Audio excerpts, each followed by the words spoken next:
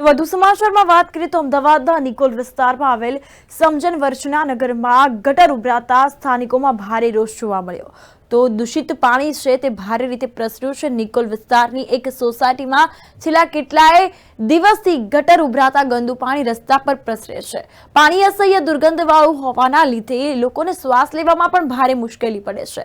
તો ઘરના આંગણે જે દુર્ગંધવાળું પાણી ફેલાતા લોકોને ચાલવામાં તથા વાહન લઈને ત્યાંથી પસાર થવું હોય તો ભારે મુશ્કેલ પડે છે।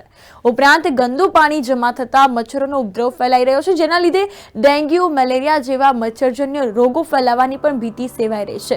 તો આ અંતર્ગત ત્યાંના સ્થાનિકોમાં ભારે રોષની લાગણી જોવા મળી। નીતાબેન રાઠોડ અહીંયા ગટરો વારંવાર ભરાઈ જાય છતાં કોઈ જોવા આવતું નથી। કમ્પ્લેન કેટલી વાર કરી છતાં કોઈ માનતું નથી। અહીં જોઈને જતા રહે છે।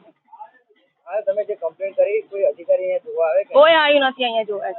તમે શું માંગ છે તમારી અહીંયા માંગ છે ત્યાં છોકરા રમે તો શું રમી શકે, પાણી જતું નથી રોડ ઉપર, ગટરો હાઉસફુલ ભરેલી ને ભરેલી રહેશે। गीताबेन गीताबेन यहाँ सोसाइटी में क्या प्रॉब्लम है आपको? आप देख सकते हो यहाँ पे कितना सारा गटर भरा हुआ है और पानी कितना निकल रहा है। बच्चे आना जाना सब बंद हो गया स्कूल का और बीमार पड़ रहे बच्चे। आपने गटर उभरे उसमें कहीं कंप्लेन करी है क्या आगे? हाँ कंप्लेंट किया था लेकिन कोई सुनवाई हुई नहीं है, कोई आया नहीं। कोई अधिकारी इधर आए थे? कोई नहीं आया है अभी। 8 दिन से भरा हुआ है पानी, कितना देख सकते हो आप कितना पानी निकल रहा है। हमारे बच्चे बीमार पड़ रहे हैं और कोरोना का केस आया है बोल रहे हैं और बीमार पड़ेंगे उसका जवाबदारी कौन लेगा। कितना सारा प्रॉब्लम हो रहा है, आने जाने में दिक्कत हो रही है। स्कूल जाने के लिए बच्चों को प्रॉब्लम हो रही है, मच्छर हो रहे हैं, बीमार पड़ रहे हैं बच्चे, बहुत सारी प्रॉब्लम हो रही है। देख सकते हो आप कितना सारा पानी भरा हुआ है। मारू नाम सीताबेन। सीताबेन અહીંયા સોસાયટીમાં શું પ્રોબ્લેમ છે?